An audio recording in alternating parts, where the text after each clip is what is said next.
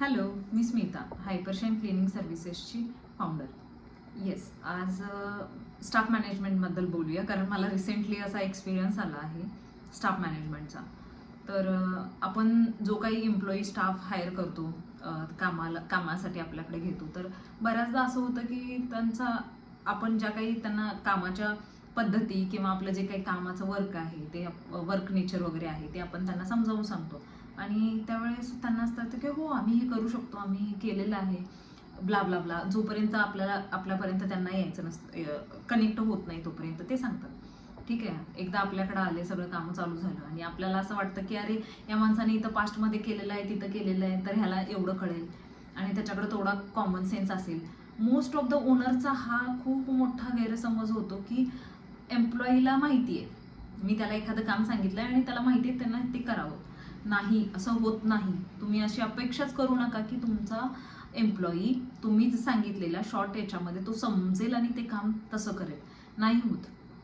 तुम्हाला तुमचं काम करून घ्यायचं आहे आणि ते चांगल्या पद्धतीनं करून घ्यायचं आहे, तर तुम्हाला फर्स्ट ऑफ ऑल ती करण्याची पद्धत, ती प्रोसेस, तुमची काय SOP असेल तर ते सगळं समजावून सांगणं गरजेचं आहे.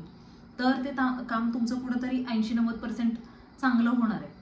अदरवाईज ते काम नाही होणार, त्या क्वालिटीचं काम नाही होणार. का? कारण मी सांगेन, आपण ओनर्स असतो, आपल्याला ते माइंडसेट असतं की बॉस मला ही साईट, हे काम, मी आता क्लिनिंगबद्दल सांगेल, हे तुमच्यानुसार चेंज असेल. तर मला ही साईट चांगली करायची आहे, या ओनरला असं मला खूप फुल सॅटिस्फाईड त्यांनी छान म्हटलं पाहिजे, अशा पद्धतीनं मला त्यांना ते काम करून द्यायचं आहे, राईट?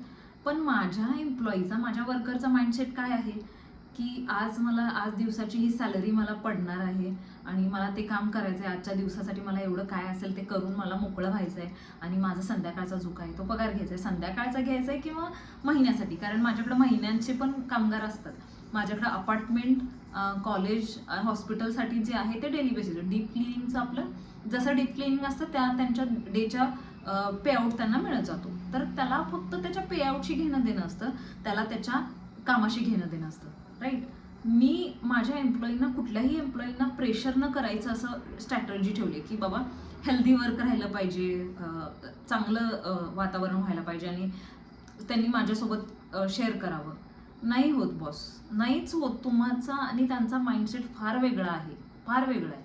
माझ्यासोबत माझ्या साईटवर गेली 1.5 वर्ष एक माणूस काम करतोय, फार चांगलं काम करतोय, अगदी छोट्या कारणासाठी, जे की टाईम मॅनेजमेंट, त्या माणसाचा टाईमचा फार इश्यू होत होता आणि मी त्याबद्दल त्यांना बोलले.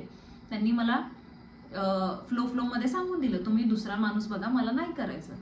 मला असं झालं त्यानंतर की बॉस, आता मी काय करू, आता मी काय करू, माझे क्लायंट फार महत्त्वाचे आहेत, मला एक दिवस एक टाईम पण तिथं गॅप देऊन नाही चालत, तर मी काय करणार? मी ठीक आहे, त्यांनी नाही म्हणून सांगितलं, मी 2 दिवस क्लायंटला सांगून दुसरा स्टाफ अरेंज केला आणि मग ती साईट परत चालू केली. मला फार वाईट वाटलं, कारण 1.5 वर्ष तो माणूस आपल्याकडे करतोय, चांगलं चालू आहे, माझंही त्यांना पडतं, त्यांचंही मला पडतं आणि अचानक मी जेव्हा त्यांना थोडंफार टाईमचं विचारायला गेली की तुम्ही हे टाईम का होतंय, का फॉलो होत नाही किंवा काय, तर त्यामध्ये त्यांचं असं हे झालं की यांच्याकडे कोण कामगार माझ्याशिवाय होतंय का, माझ्याशिवाय, हा ॲटिट्यूड यूज द्यायचा नाही येऊ द्यायचा. तो एकदा आला तर तुम्हाला तो एम्प्लॉई त्याच्या रूल्सनुसार, त्याच्या इथिक्सनुसार चालवायला बघतो. आणि सेम ॲज माझ्यासोबत असं झालं. लकीली मला स्टाफ तिकडं मिळाला आणि मी ते लावून दिलं.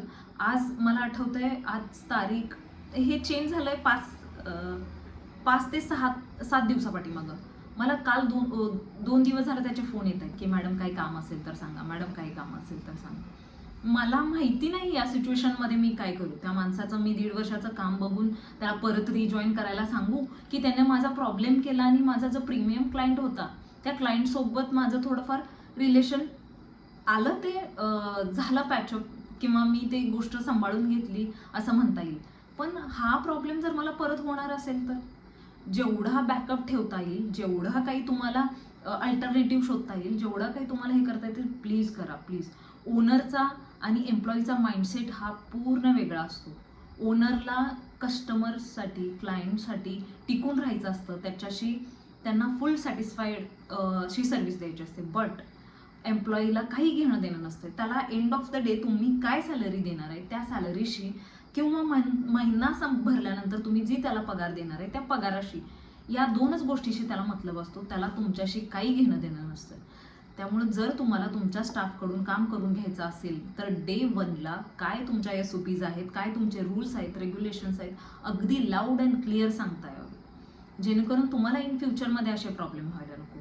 मला हे प्रॉब्लेम्स म्हणजे बऱ्यापैकी मी या माणसावर तर फार ट्रस्ट ठेवला होता की बाबा हा माणूस सगळ्यात जास्त टिकून आहे आणि मला फुल कॉन्फिडन्स होता की मी सांगेन याला तर हा माणूस करेल आणि ब्ला ब्ला ब्ला. बट असं काही होत नाही. तुम्हाला तुमचं काम करून घ्यायचं असेल तर तुमचे रूल्स आणि तुमचे जे काय SOP आहेत त्यानुसारच जायचं, तेच फॉलो करायचं अँड दॅट्स इट. हेच मला आज एक्सपिरियन्स तुम्हाला सांगायचा होता. अशाच काही नवीन टिप्ससाठी किंवा माझ्या एक्सपिरियन्ससाठी तुम्ही मला प्लीज फॉलो करा, सबस्क्राईब करा. थँक्यू.